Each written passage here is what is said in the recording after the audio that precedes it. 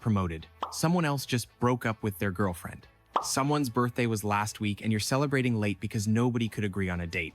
Point is, you're drinking. The kind of night where every round comes with a story and somebody keeps yelling, "One more!" even though it's definitely not one more. You've had maybe 6 shots of vodka, 3 beers, and something called a liquid cocaine that the bartender promised would fuck you up. You're feeling amazing, invincible. This is the best night ever. Your friend orders another round. You think, I'm already drunk? What's one more gonna do? So you take it, then another, then one more because someone's buying and it's rude to say no. You're stumbling a little, but it's fine. Everyone's stumbling. You're all having a great time. This is what your 20s are for, right? Then the room starts spinning. Not in a fun way, in a something's wrong way. You sit down, try to focus. Your friends are laughing about something, but you can't follow the conversation anymore. You feel nauseous, really nauseous. You stand up to go to the bathroom and your legs don't work right. You take 2 steps and you collapse. Oh, hey there. Before we talk about why your brain's about to shut down like a laptop with a dead battery, let's play a quick game. I'm gonna say some myths about alcohol and you tell me true or false. Ready? Lock in. Let's go. Myth 1. If you throw up, You've gotten the alcohol out of your system and you're safe. No. That is false. you've gotten the alcohol out of your system and you're safe. True or false? False. Once alcohol's in your bloodstream, throwing up doesn't help. It's already in there doing damage. Plus, you might choke on your own vomit and die anyway, so it's actually worse. Myth 2. Drinking coffee or taking a cold shower Drinking coffee or taking a cold shower will sober you up. False. will sober you up. True or false? False. Coffee makes you a wide-awake drunk person. That's it. Only time processes alcohol. Your liver breaks it down at about 1 drink per hour, and there's literally nothing you can do to speed that up. Myth 3. You can't die from alcohol poisoning. You can't die from alcohol poisoning if you're only drinking beer, not hard liquor. False. If you're only drinking beer, not hard liquor. True or false? False. Alcohol is alcohol. Drink enough of anything with ethanol in it, and your brain will shut down. Beer just takes longer because you have to drink more volume, but people absolutely die from beer-only binges. All right, now let's talk about what happens when you drink so much that your brain literally forgets how to keep you alive. And quick reminder, Jimi Hendrix, Bon Scott, Amy Winehouse, John Bonham, all legendary musicians who died exactly like this. So if you're thinking this only happens to amateurs, you're wrong. It happens to everyone who drinks too much. So what is alcohol, and why does it turn your brain into a malfunctioning computer? Alcohol, specifically ethanol, is a depressant. When you drink it, about 20% gets absorbed through your stomach and the rest through your small intestine. It hits your bloodstream fast, crosses into your brain, and starts messing with your neurotransmitters. Your brain runs on a balance of excitatory signals, things that make neurons fire, and inhibitory signals, things that slow neurons down. Alcohol enhances GABA, your main inhibitory neurotransmitter, which is why you feel relaxed and less anxious when you drink. At first, this feels great. You're more social, less self-conscious, funnier in your own head. This is the fun part of drinking. But as you keep drinking, alcohol doesn't just relax you. It starts shutting down entire brain regions. Your frontal lobe, which handles decision-making and impulse control, goes offline first. That's why drunk you think's doing more shots is a brilliant idea. Then your cerebellum, the part that controls balance and coordination, starts failing. You stumble, you slur your words, you can't walk in a straight line. But here's where it gets deadly. Deep in your brain is the brainstem, which controls automatic functions like breathing, heart rate, and staying conscious. It's your body's life support system. When your blood alcohol concentration gets high enough, usually around 0.3% to 0.4%, alcohol starts shutting down your brainstem. Specifically, it shuts down your respiratory center, which is the part that tells your lungs to breathe. Your breathing slows down. Then it becomes irregular. Then it stops completely. You're not choosing to stop breathing. Your brain just forgot how to do it automatically. At the same time, you lose consciousness and your gag reflex stops working, which means if you vomit, and you probably will, You can't cough it back up. It goes into your lungs instead of out of your mouth. So you've got two ways to die here. Your brain stops telling you to breathe, or you choke on your own vomit. Sometimes both happen. Either way, you're not getting So weird. oxygen, and your I don't brain have a dies in about 4 to 6 I don't have a gag reflex anymore. It's fucking weird. I used to, now I don't. minutes without it. Let's walk through the timeline from having a great time to dying on a bathroom floor. Hours 0 to 1. You're drinking, and it's fun. You're loose. You're social. You're telling stories that are probably not as funny as you think they are, but everyone's laughing anyway because they're also drunk. Your blood alcohol concentration is climbing. At 0.05%, you feel relaxed. At 0.08%, you're legally drunk. At 0.12%, you're definitely impaired, but still having a good time. Your frontal lobe is starting to check out, which is why one more shot seems like a good idea even though you've already had 7 drinks in the last hour. Hour 1 to 2. You're still drinking, but you're crossing the line from drunk to dangerously drunk. Your friends might notice you're slurring more than usual or stumbling more than everyone else. Your blood alcohol concentration hits 0.20%, then 0.25%, then pushes towards 0.30%. At this level, you're in blackout territory.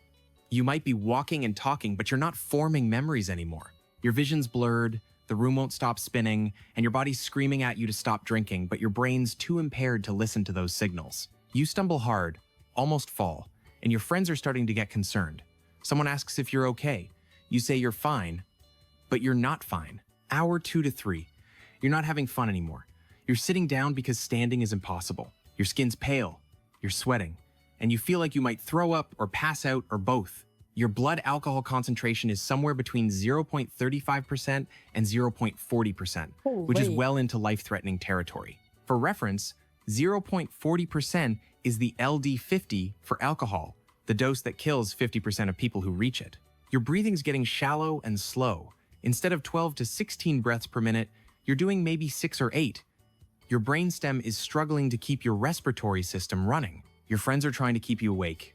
They're slapping your face gently, saying your name, asking if you can hear them. You can barely respond.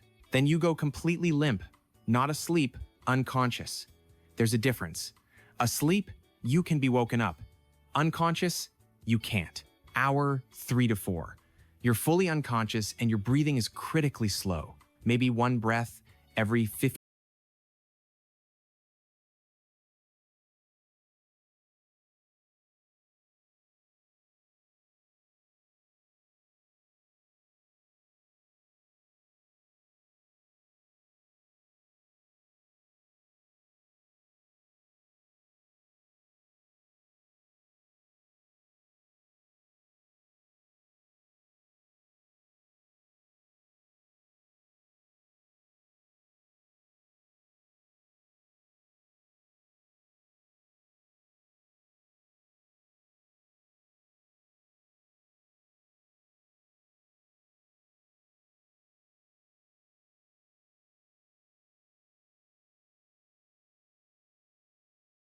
seconds, maybe one every 30 seconds. Sometimes long pauses where you don't breathe at all. Your brainstem's respiratory center is failing. The neurons that fire automatically to make you breathe are so depressed by alcohol that they're barely functioning. Your oxygen saturation is dropping. Your lips and fingernails are turning blue. Your brain isn't getting enough oxygen. And here's where it splits into 2 equally terrible scenarios. Either you vomit while unconscious and it goes into your lungs because your gag reflex is gone, or your breathing just stops completely on its own. Scenario A, you vomit. But because you're unconscious and your gag reflex isn't working, the vomit doesn't come out of your mouth, it goes down into your trachea and into your lungs. Your lungs fill with stomach acid and partially digested food. You can't breathe. You can't cough it up. Your oxygen saturation crashes to 0 in under a minute. Your brain's been without oxygen for 4 minutes. Neurons are dying. Even if someone finds you right now and calls 911, there's a good chance the person you were is already gone. Scenario B. Your breathing just stops. No vomit, no choking. Your brainstem simply stops sending the signal that makes your diaphragm contract. You take one last shallow breath, and then nothing. That is insane.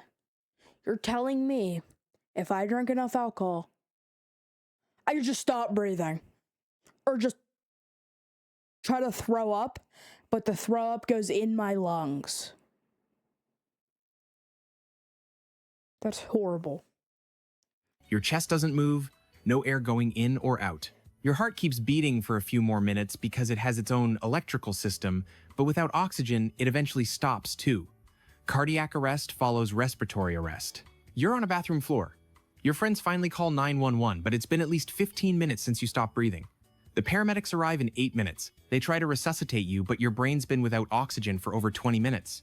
Time from first drink to death, just under 4 hours. So what does this actually feel like from your perspective? For the first hour or two, it feels great. You're loose, you're funny, you're confident. Alcohol is doing exactly what you wanted it to do. Then there's a tipping point where fun drunk becomes too drunk. The room starts spinning in a way that's not fun anymore. Your stomach feels wrong. You're sweating even though you're cold. You're fighting to stay upright and fighting waves of nausea at the same time. Your brain's trying to send you warning signals. Stop drinking, you need water, you need to sit down, but those signals are getting drowned out by the alcohol. Then your consciousness starts fading in and out like a bad connection.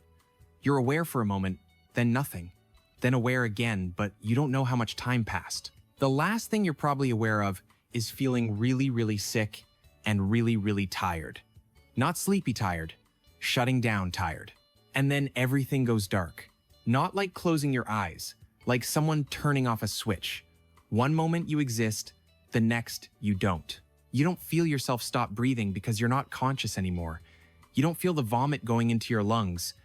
You don't feel your brain dying from lack of oxygen. There's no pain, no panic, no moment of realization. You just fade out. Which sounds peaceful, except you're 23 years old and you died on a bathroom floor because you drank too much at a bar. Reality check. About 2,200 people die from alcohol poisoning every year in the United States.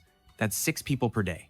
And about 76% of them are adults aged 35 to 64, not college kids. Though plenty of college kids die this way too.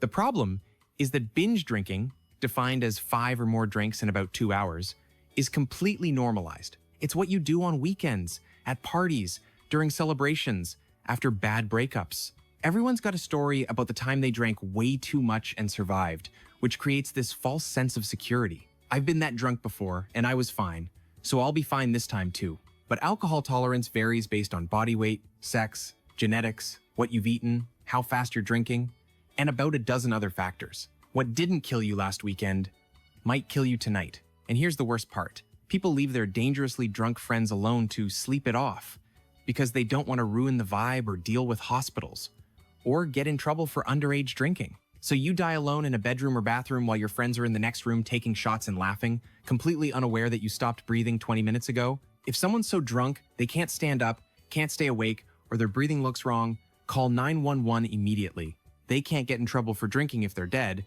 and you can't get in trouble for saving their life. So there you have it. Alcohol poisoning, slow, preventable, and way more common than anyone wants to admit. The good news is you can drink without dying. Pace yourself, eat food, drink water, don't do 12 shots in 2 hours. The bad news is, if you ignore all that advice, your brain might just forget how to keep you alive. So maybe be the person who stops at 5 drinks instead of 15. Be the person who calls 911 when your friend's not responding. Be boring. Be a buzzkill.